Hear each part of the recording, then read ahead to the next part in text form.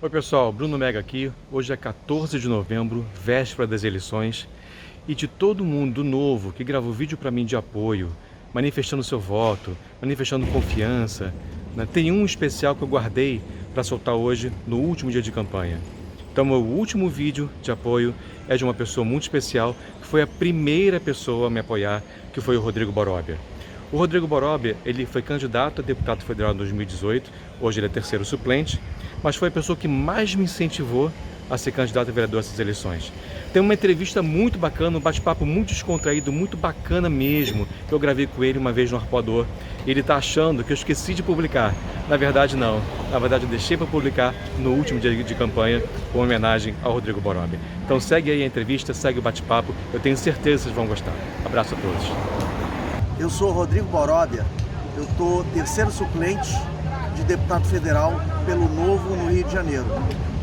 E eu conheci essa peça aqui, panfletando aí pelo Rio de Janeiro, há 2 anos atrás, quando eu era candidato a deputado federal. E aí comecei a seguir ele também.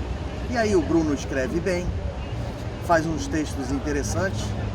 E quando chegou há 2 anos atrás, um pouquinho mais, né?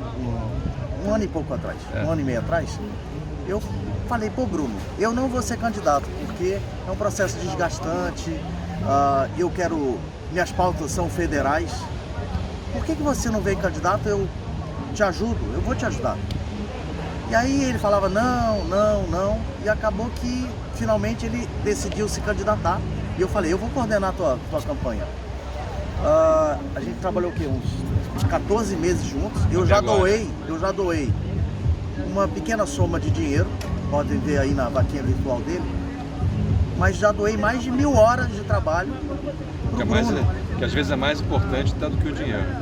E o Boróbia está comentando que as pautas dele são federais.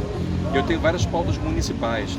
As pessoas às vezes não sabem a importância, né, que tem a política local, política de cidade. A gente está muito polarizado, muito acostumado a discutir coisas federais, né? Discussões sobre reforma da Previdência, todas essas coisas assim, falamos paixões.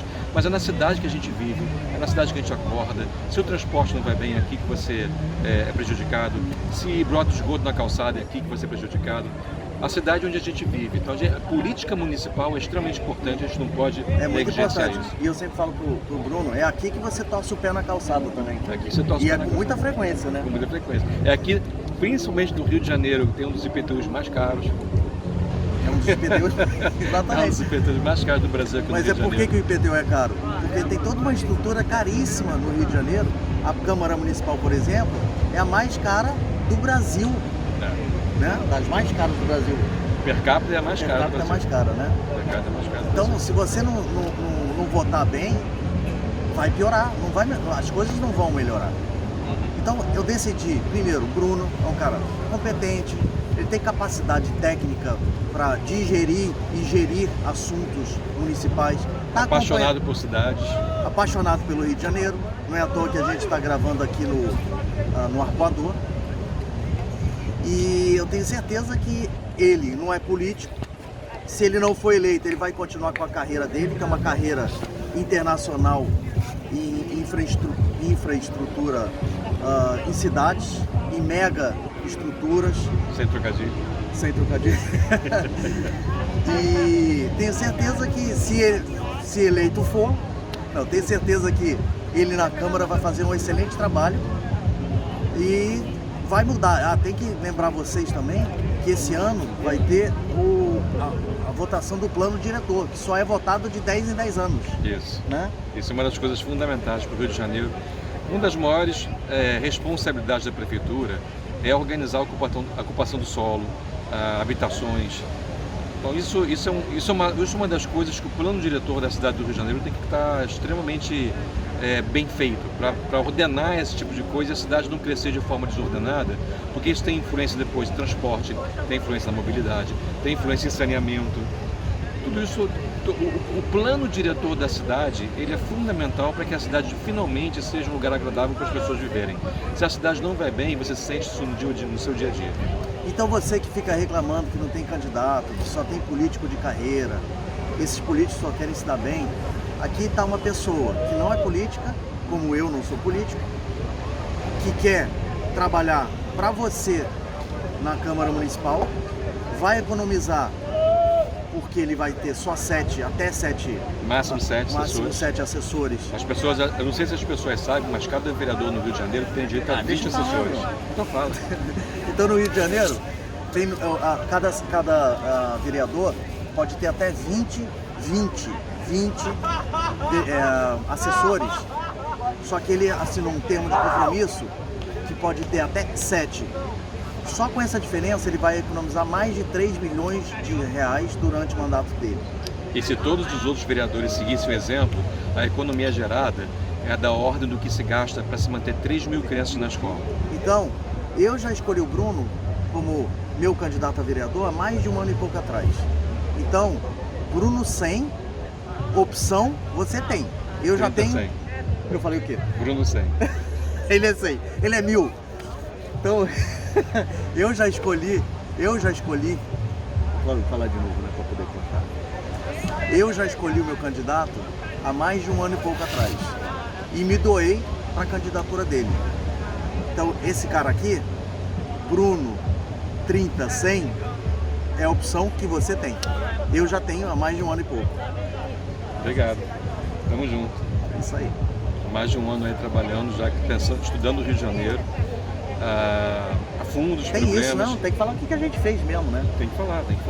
Porque não estudando o Rio de Janeiro a fundo, vários problemas, não só estudando problemas, mas principalmente propondo soluções, entendendo em outras cidades do mundo afora, até mesmo no Brasil, o que já foi feito que deu certo. É fundamental que a gente entenda, que não tente aqui reinventar a roda, que a gente não tente experimentar, fazer experimentos com o cidadão carioca. É importante a gente entender o que as cidades estão fazendo no mundo afora, o que está dando certo e saber adaptar isso para a realidade do Rio de Janeiro.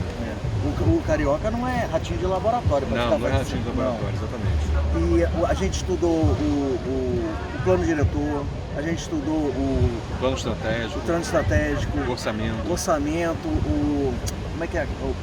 O Tribunal de Contas do município, a tomada de contas, não... o relatório de auditoria. O relatório, a gente estudou o relatório anual do Tribunal de Contas do município, estudamos o planejamento da ONU para cidades inteligentes, para você conseguir colocar métricas, né, e meta. Globalista. É da ONU aquilo, não é? Não, as metas de cidade inteligente é a norma ISO. Então, estudamos a ONU tem as ODS, os indicadores de desenvolvimento sustentável, os objetivos de desenvolvimento sustentável. Exatamente, isso aí foi um ótimo estudo que a gente fez. Cara, a gente está preparado para... Aliás, você? Nós estamos preparados. Estamos preparados para poder representar. E olha, a gente tem muita coisa extremamente importante para fazer no Rio de Janeiro. É importante que a gente resgate o Rio de Janeiro, tire ele do buraco antes que seja tarde demais. Mas se tem uma única coisa, que seria, que eu posso dizer que é meu sonho na vida pública, né, é ter a certeza que você jamais se arrependerá de ter um dia votado em mim. Isso é importante, hein, Bruno? Eu não me arrependi porque eu ainda não votei. Então, Bruno Vega, 30-100. 30-100. Opção, agora você já tem. Eu já tinha há muito tempo. Joia, obrigado. Valeu. Valeu. Tamo junto. Dá pra fazer alguma coisa legal? Acho que dá. Tá gravando. Bruno, eu vou falar uma coisa que me incomoda bastante aqui no Rio de Janeiro, sabe? Diga. A porcaria da água que a gente toma, as calçadas que a gente torce o pé, e quando chove, brota esgoto, cara. Efetivamente, o que você vai fazer, o que você consegue fazer como vereador para melhorar essa situação em 4 anos, né? Porque você tem 4 anos, você não tem 8, você tem 4 anos. O que você faz? A gente tem um problema sério aqui no Rio de Janeiro, que é a qualidade da água que a gente recebe. Apesar da SEDAI ter a estação de tratamento do Guandu, e que se orgulha de ter a estação de tratamento do Guandu, que a gente foi visitar, inclusive, já vou falar disso, mas a estação de Guandu é a maior estação de tratamento de água do mundo. A SEDAI se orgulha muito disso. E eu acho isso um risco. Isso é um risco, isso é horrível. Exatamente. Isso é horrível, porque justamente quando dá um problema, são 9 milhões de pessoas que ficam dependendo da SEDAI.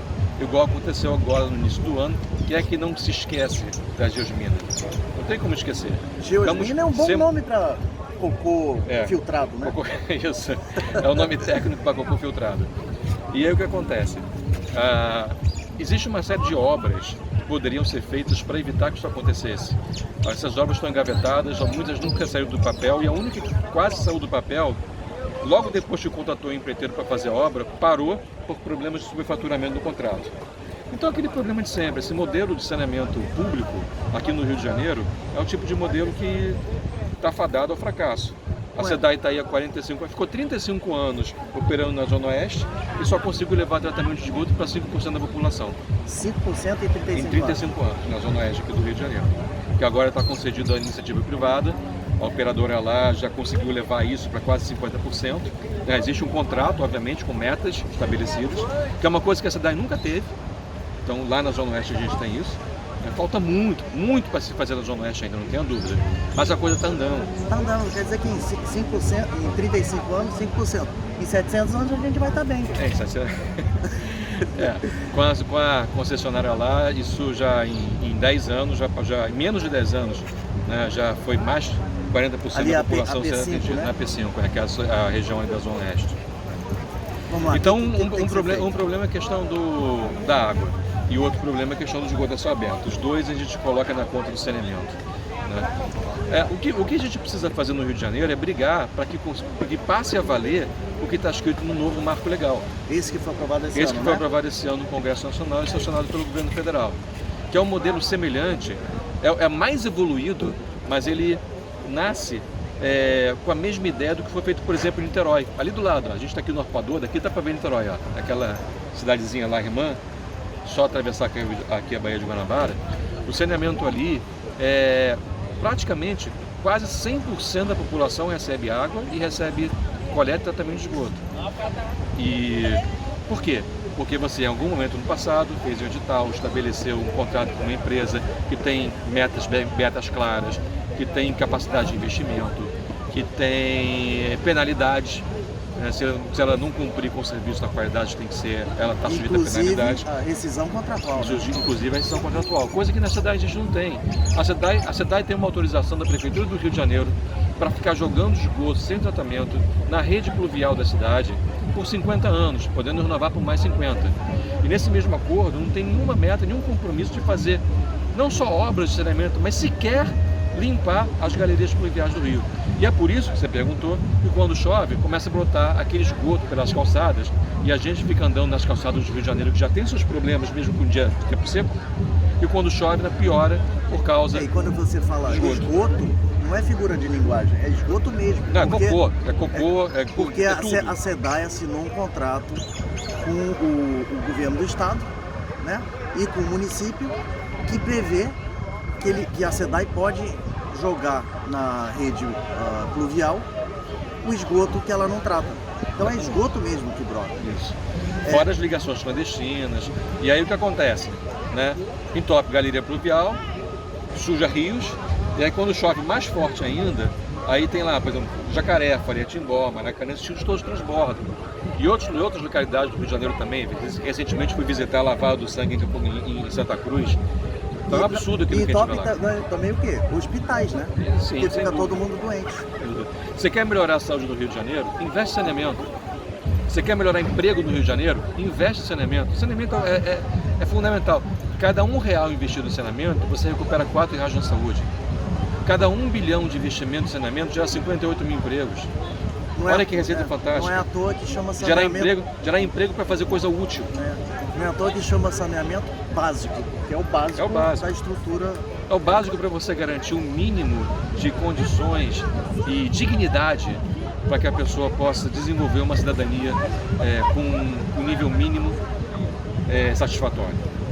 Agora fala um pouquinho de calçada. Em 4 anos, o que você vai fazer pelas calçadas do Rio de Janeiro? Eu tô de saco cheio de torcer o meu joelho e meu tornozelo, Bruno? Aí é uma questão de fiscalização, né? Um dos papéis do vereador é fiscalizar para que as coisas funcionem. Se tem buraco na calçada, se tem calçado com buraco aberto, né? Isso é responsabilidade da prefeitura e é responsabilidade da região administrativa ao qual aquela calçada está pertencendo.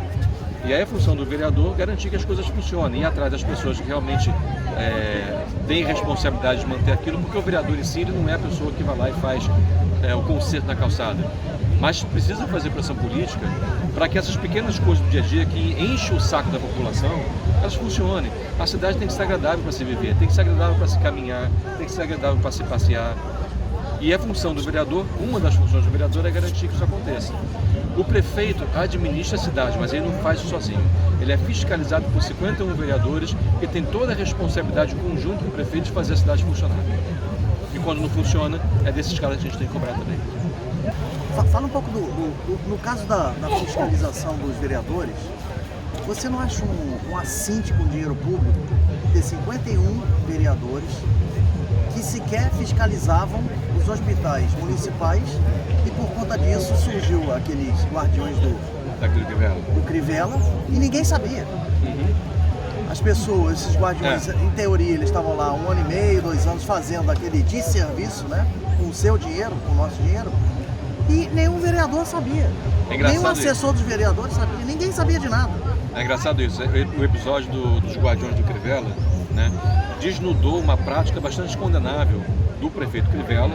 Eu acho até que ele cometeu crime político-administrativo, merecia o impeachment por causa disso, e as pessoas falam disso, mas as pessoas não falam um outro tema importantíssimo, que é isso que você comentou, que se tem problema nos hospitais, e a televisão está indo lá para filmar isso, né, cadê os vereadores que não fiscalizaram isso?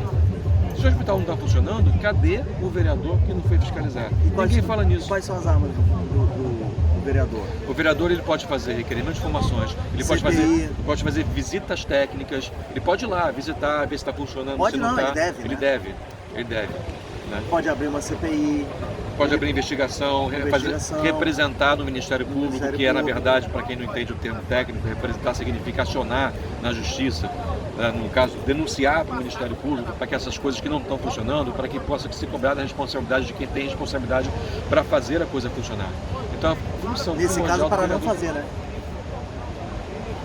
Nos guardiões do Crivella não fazer.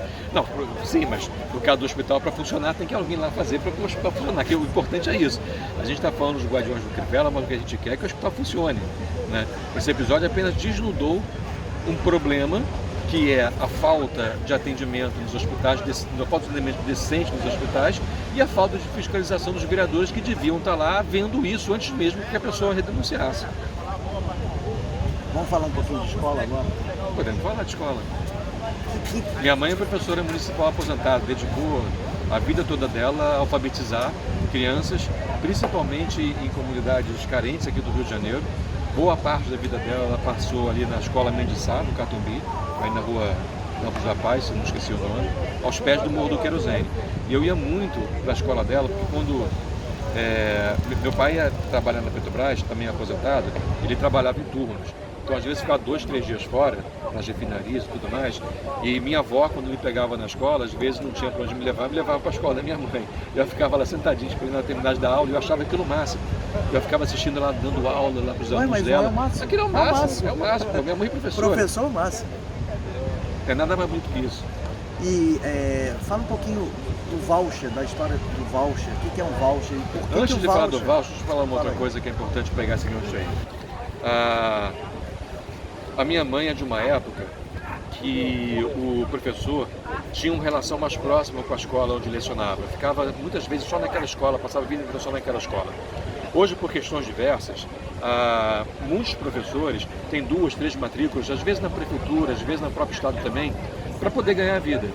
E aí acaba que o professor passa mais tempo do dia no ônibus, em transporte público, do que na sala de aula dando aula. Então esse é um outro problema que também tem que ser resolvido, também tem que ser atacado de frente. Mas vamos lá, uma das soluções liberais para as escolas públicas, né? Na realidade, para a educação, é o tal do voucher, que nada mais é do que um cheque para que o cidadão que tenha filho utilize esse cheque na escola A, B, C, D, de acordo com o que ele acha melhor para o filho. Se é uma escola católica, se é uma escola agnóstica, se é uma escola que é mais forte em matemática, se é uma escola mais forte em humanas. Você como vereador, o que você vai fazer ou tentar fazer em relação a isso? Eu sou super favorável à questão do voucher. Eu acho que ele sozinho não é a solução para todos os problemas da educação, mas sem dúvida alguma, tanto o voucher quanto o modelo de escolas parceiras, tudo isso são exemplos que estão dando certo em vários municípios do Brasil, que a gente precisa entender e trazer para o Rio de Janeiro, que certamente ajuda. O município hoje gasta quase 12 mil reais por ano por criança. Né? Se a gente pegasse esse dinheiro e desse na mão do aluno, desse na mão da família, para que ela pudesse participar de uma escola particular, certamente seria uma das possíveis soluções. Você tem excelentes escolas aqui no Rio de Janeiro que por menos que isso. De 500 a 1.000, né? Se você entregasse R$1.000 por criança, né, na mão dos pais, eu acho que ele saberia fazer melhor uso desse dinheiro do que o setor público. Tem uma frase da Margaret Thatcher que é muito interessante, porque todo mundo diz que escola é estratégico, óbvio que escola é estratégica, professor é estratégico, mas comer é estratégico também, né? Batata é estratégico, né? Por que não tem batata Brás? Porque as coisas têm limite, né? Olha que eu gosto de batata, cara. Uma coisa que eu vou falar é... Mas se a batata fosse pública, eu acho que ia ser uma merda. Nossa, ia ser aquela batata verde que, pô, intoxica todo mundo. Falando em voucher agora, o voucher já existe também. Aonde? Em creche. Creche é uma das coisas mais importantes que tem para a família. Não é para criança, é para a família. E está tendo super sucesso também lá em São Paulo, com a nossa vereadora Janaína Lima, lá em São Paulo, que implementou essa questão também do... Exato, mas aqui já existe. As crecheiras, por exemplo, são pessoas que possivelmente estariam desempregadas, elas estão na comunidade, elas não precisam sair da comunidade, elas ajudam as pessoas, as mulheres, a não ficarem presas aos filhos, porque elas, depois que tiveram filho, amamentaram, elas têm que voltar ao mercado de trabalho. Não voltam porque o filho não tem com quem deixar. E as crecheiras são um exemplo de sucesso do voucher. Sim, sem dúvida. Né? E isso a esquerda não fala, que é um exemplo de sucesso. Se a prefeitura quisesse fazer escola, investir em Mas ela cimento... estraga a narrativa. Ela estraga a narrativa. Pois é. A esquerda ela se omite ou fala contra sobre coisas importantes. Normalmente, já percebeu isso? Quando a esquerda está contra, normalmente a gente vai pelo caminho contrário, que é o certo. já teve essa impressão? Olha, o último agora foi a questão do saneamento, que é um absurdo maior do que... Depois de 2 anos discutindo no marco legal, com 100 com 100 milhões de brasileiros, com 100 milhões de pessoas na merda, literalmente. Não, vamos ter que falar, eu acho que a gente tem que falar um português. Com 100 milhões de pessoas vivendo com esgoto a céu aberto, em condições sanitárias da idade da pedra, né? E depois de quase 2 anos discutindo o marco legal do saneamento no Congresso Nacional, os caras meteram a cara de pau de ir no STF para tentar melar um negócio que foi votado, democraticamente aprovado por todos, no Congresso, no Senado. Isso é um absurdo. Querendo, por exemplo, que as empresas estatais tenham 30 anos para se adequar às normas. Cara, 30 anos. Vai morrer todo mundo. Como já se viu, 30 anos para se adequar às normas. As normas são o seguinte, é você escrever um contrato que estabeleça a meta, critério, indicador de desempenho, penalidade e fazer um edital para contratar a melhor empresa com maior capacidade de prestar o serviço. 30 anos! É uma questão de dignidade mesmo, né? Isso aí, a dignidade da pessoa humana está esculpida, né, na Constituição, logo nos primeiros artigos. É uma coisa fundamental. Chega de tratar, né, o carioca como um animalzinho de estimação, que você dá água que quiser, né? Comida que quiser, do jeito que quiser, habitação que quiser. A gente precisa aprender a brigar pelos nossos serviços. Não adianta você ficar parado, né, acreditando que a SEDAI um dia vai resolver seu problema, porque não vai. Né? O que tem que fazer é ter contrato, é ter responsabilidade, meta, é ter punição. Hoje a gente não tem isso. Você vê, aconteceu o negócio da Geosmina, e como é que a gente cobre isso da SEDAI? Como é que a gente ressarce o prejuízo do carioca? Né? Até o prejuízo até moral, prejuízo de saúde, financeiro, questão de ter que comprar garrafa d'água mineral. Né? Aí vem o pessoal que defende a cidade, não, mas eu estou bebendo água da SEDAI, mas é o teu. Você quer beber água do Cucô, tudo bem, é problema seu, não é meu, eu não quero beber água do Cucô. Eu não quero, mas não tem saída, esse que é o problema, não tem saída. Eu que, graças a Deus, posso, eu compro água mineral o tempo todo. Mas quem não pode? Ficar dependendo dessa água? Mas escovar o dente você teve que escovar... E agora em pandemia? Escovou com água mineral água também? Do Cucô. Água do Cucô. Eu já ia, já ia te chamar de mimimi e de... Como é que é? Até nojo agora. Vocês são os mimizentos do novo? Como é que é? Os mimados do novo. Já ia te chamar de mimado do novo. Mimado. Grande Freixo, um abraço, tá, Freixo? Não sei se você viu o meu recado lá, mas eu postei pra vocês quem é que são os verdadeiros mimados do novo, pra você ver quem é. Ó, quem não viu, ó, olha vai lá no meu YouTube. Tem que falar dos mimados. Vai no meu YouTube e procura lá o vídeo sobre os mimados do novo. Freixo falou bobagem, a gente foi lá, deu uma resposta na lata ali na hora certa. Deixar de ser babaca. Babaca não. Depois de tudo isso, só resta falar que é Bruno Mega 30-100, opção, você eu já tinha, agora você já tem. Para vereador, de novo, para vereador, Bruno Mega 30-100, opção, você já tem. Agora, depois de tudo isso que a gente já explicou aqui, eu já tinha candidato. Bruno Mega 30-100. Opção eu já tinha, agora você já tem. Também. Tudo rima. Espetáculo. Valeu, gente. Um abraço.